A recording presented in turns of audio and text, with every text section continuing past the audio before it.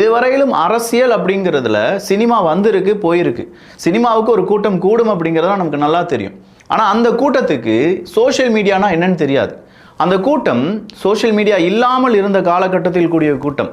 Even அது எம்ஜிஆர் அவர்களுக்காக இருக்கட்டும், சிவாஜி கணேசன் அவர்களுக்காக இருக்கட்டும், விஜயகாந்த் அவர்களுடைய அந்த வரவின் போதாக இருக்கட்டும், இந்த இடத்துலலாம் பெரிய அளவில் இம்பேக்ட் அப்படிங்கிறது சோஷியல் மீடியா வழியாக இல்லை.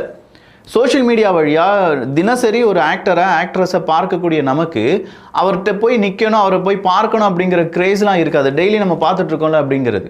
ஆனால் ஒரு காலகட்டம், முந்தைய காலகட்டம் அப்படிங்கிறதுலாம் அப்படி இல்லை. திரையில் மட்டும்தான் பார்க்க முடியும், அவங்கள வந்து நேரில் பார்க்க முடியாது, அவங்கள பற்றியான செய்திகள் அதிகமாக வராது, நெகட்டிவிட்டியை ஸ்ப்ரெட் பண்ணுறதுக்கான வாய்ப்புகள் பத்திரிகைகளை மட்டும்தான் இருந்துச்சு. ஆனால் இப்போ காலகட்டம் மாறி எல்லாருமே சோஷியல் மீடியாவுக்குள்ளே வந்து எல்லாருமே அவங்கள ட்ரோல் பண்ணி விஜய் அவர்களை பற்றி எல்லா ஊடகங்களும் பேசி ஒரு கட்டத்துக்கு மேலே விஜய் அவர்களுக்கான அந்த கூட்டம் அப்படிங்கிறது கம்மியாக்கப்படும் அப்படின்னு சொன்ன நேரத்தில் இந்த கூட்டம் கூடியிருப்பது நிச்சயமாக சொல்கிறோம் தமிழ்நாட்டில் பெரிய அளவில் ஒரு தாக்கத்தை ஏற்படுத்தலாம். இந்த தாக்கம் அப்படிங்கிறது ஓட்டுகளாக மாறுமா அப்படின்னு கேட்டால் இந்த கூட்டம் இருக்குது பார்த்தீங்களா, இப்போ கூடின கூட்டம் கண்டிப்பாக அது ஓட்டாக மாறுறதுக்கான வாய்ப்புகள் இருக்குது.